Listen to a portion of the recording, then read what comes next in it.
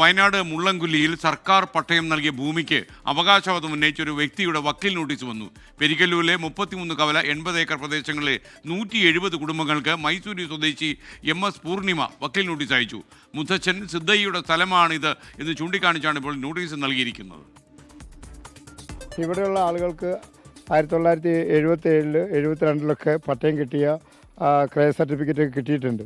അപ്പോൾ ഗവൺമെൻറ് പട്ടയം അനുവദിക്കുന്നതിന് മുമ്പുള്ള എല്ലാ പ്രൊസീഡിങ്സും കീപ്പ് ചെയ്തിട്ടാണ് ഇതെല്ലാം നൽകിയിട്ടുള്ളത്, ഇവരെ ഹിയറിങ്ങിനടക്കം വിളിച്ചിട്ട്.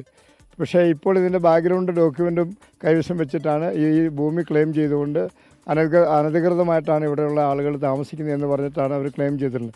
ആളുകൾ ഇത്ര വർഷം കൊണ്ട്, ഈ 58-60 വർഷം കൊണ്ട് അവർ നിർമ്മിച്ച നിർമ്മിതികളും കുഴിക്കൂറുകളും അതുപോലെ തന്നെ ചമയങ്ങളും ഒക്കെ അടക്കം ഇവിടെ വലിയ അധ്വാനം ഇവിടെയുള്ള കുടിയേറ്റ ജനതയ്ക്ക് ഉണ്ടായിട്ടുണ്ട്. ഇപ്പോൾ ഈ അവസരത്തിൽ ഇങ്ങനെ വരുന്നത് 100% ആളുകൾക്ക് അംഗീകരിക്കാൻ പറ്റാത്ത ഒരു സംഭവം തന്നെയാണ്.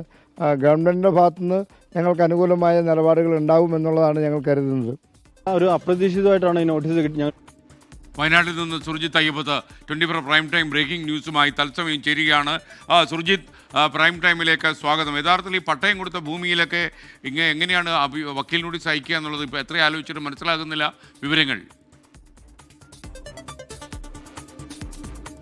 അതുതന്നെയാണ് SKN. ഈ പെരിക്കല്ലൂർ എന്ന് പറയുന്നത് തൊട്ടപ്പുറത്ത് കർണാടകയാണ്, അതിന് ഇപ്പുറത്ത് കേരളം. വയനാടിന്റെ ഭാഗമായ പുൽപ്പള്ളിയിലെ മുള്ളൻകൊല്ലി പഞ്ചായത്തിലെ പെരിക്കല്ലൂർ പ്രദേശം. ഈ പ്രദേശത്തെ 2 മേഖലയിലുള്ള ആളുകൾക്കാണ് ഇത്തരത്തിൽ വക്കീൽ നോട്ടീസ് ലഭിച്ചിരിക്കുന്നത്. 170ഓളം കുടുംബങ്ങൾക്കാണ് വക്കീൽ നോട്ടീസ് ലഭിച്ചിരിക്കുന്നത്. 33 കവല 80 ഏക്കർ ഇങ്ങനെ വരുന്ന പ്രദേശങ്ങളിലെ ആളുകൾക്കാണ് അവിടെ നിന്നും ഈ കുടിയൊഴിയൽ എന്നുള്ള തരത്തിലുള്ള ഒരു ഭീഷണി. ആ തരത്തിലാണ് ഒന്നുകിൽ ഇതുമായി ബന്ധപ്പെട്ട തുക നൽകണം, അല്ലെങ്കിൽ കുടിയൊഴിയണം എന്നുള്ള ആവശ്യം ഉന്നയിച്ചുകൊണ്ട് തന്നെയാണ് ഇത്തരത്തിൽ ഒരു വക്കീൽ നോട്ടീസ് ലഭിച്ചിരിക്കുന്നത്. മൈസൂർ സ്വദേശി MS പൂർണിമയാണ് ഇതുമായി ബന്ധപ്പെട്ട വക്കീൽ നോട്ടീസ് 170ഓളം കുടുംബങ്ങൾക്ക് അയച്ചിട്ടുള്ളത്. ഈ സ്ഥലം, അതായത് ഈ 80 ഏക്കർ വരുന്ന ഈ പ്രദേശത്തെ ഭൂമി തന്റെ മുത്തച്ഛൻ സിദ്ധയ്യയുടെ പേരിലുള്ളതായിരുന്നു എന്നുള്ളതാണ് ഈ വക്കീൽ നോട്ടീസിലെ അവകാശവാദം.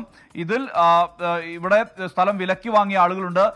70-നും അതോടൊപ്പം തന്നെ 75-നും ഇടയിൽ പട്ടയം ലഭിച്ച, സർക്കാരിന്റെ പട്ടയം ലഭിച്ച ആളുകളുണ്ട്. ഇവർക്കെല്ലാം തന്നെ ഈ നോട്ടീസ് വന്നിട്ടുണ്ട്. ഒന്നുകിൽ ഭൂമി കൈമാറണം, അല്ലെങ്കിൽ മതിപ്പ് വില നൽകണം എന്നുള്ള ആവശ്യമാണ് പ്രധാനമായും ഈ വക്കീൽ നോട്ടീസിൽ ഉന്നയിച്ചിട്ടുള്ളത്. ഈ അവകാശവാദം ഉന്നയിച്ചിരിക്കുന്നത് പുൽപ്പള്ളി വില്ലേജിലെ പഴയ സർവേ നമ്പർ പ്രകാരമുള്ള പുൽപ്പള്ളി വില്ലേജിലെ 52 1A 1A 4A എന്നുള്ള ആ ഒരു 82 ഏക്കർ സ്ഥലത്തിന്റെ മുകളിലാണ് ഇപ്പോൾ അവകാശവാദം ഉന്നയിച്ചിരിക്കുന്നത്. 1972 വരെ സിദ്ധയ്യ ഇവിടെ നികുതി അടച്ചിരുന്നു എന്നുള്ള ഒരു വാദം കൂടി ഈ വക്കീൽ നോട്ടീസിൽ ഉന്നയിക്കപ്പെടുന്നുണ്ട്. ഇതിനുശേഷം ചിലർ കയ്യേറി താമസിച്ചിട്ടുണ്ടെന്നും ഒപ്പം തന്നെ അനധികൃത പട്ടയം നേടിയിട്ടുണ്ടെന്നും ഉൾപ്പെടെയുള്ള ആക്ഷേപങ്ങൾ ഈ വക്കീൽ നോട്ടീസിൽ ഉന്നയിക്കപ്പെടുന്നുണ്ട്. ഒപ്പം തർക്കഭൂമി ആയതിനാൽ നികുതി സ്വീകരിക്കരുത് എന്നുള്ള തരത്തിൽ തഹസിൽദാർമാർക്കും ഉൾപ്പെടെ വില്ലേജ് ഓഫീസർക്കും അടക്കം ഇവർ പരാതിയും നൽകിയിട്ടുണ്ട്. സ്വാഭാവികമായും വലിയ ആശങ്ക ഈ പ്രദേശത്തുള്ള ആളുകളെ സംബന്ധിച്ചുണ്ട്. ഇവർ ആക്ഷൻ കൗൺസിൽ രൂപീകരിച്ചിട്ടുണ്ട്. ഇതുമായി ബന്ധപ്പെട്ട നിയമ നടപടികളിലേക്ക് നാട്ടുകാർ കടക്കുകയാണ്. ഇതിനെക്കുറിച്ച് ഒരു പ്രതികരണം കൂടി നമുക്കിപ്പോൾ ലഭിച്ചിട്ടുണ്ട്. ആ പ്രതികരണത്തിലേക്ക് ഒരു അപ്രതീക്ഷിതമായിട്ടാണ് ഈ നോട്ടീസ് ഞങ്ങൾ കിട്ടിയത്. ഇവിടെ ഏകദേശം ഒരു 150-160ഓളം ആൾക്കാർക്ക് ഇപ്പം തന്നെ കിട്ടി. ഇതിലും കൂടുതൽ ആൾക്കാർക്ക് കിട്ടുമെന്നുള്ളതാണ് ഞങ്ങൾ അറിഞ്ഞത്. 58-60 വർഷത്തോളം ആയിട്ട് ഞങ്ങൾ ഇത് കൈവശം വെട്ടിച്ച് അനുഭവിച്ചുകൊണ്ട് വരുന്നതാണ്. അതിൽ ഞങ്ങൾക്ക് ഗവൺമെൻറ് പട്ടയം തന്നിട്ട് തന്നെ 70-72 കാലഘട്ടങ്ങളിലാണ് ഇവിടെ എല്ലാവർക്കും പട്ടയം തന്നത്.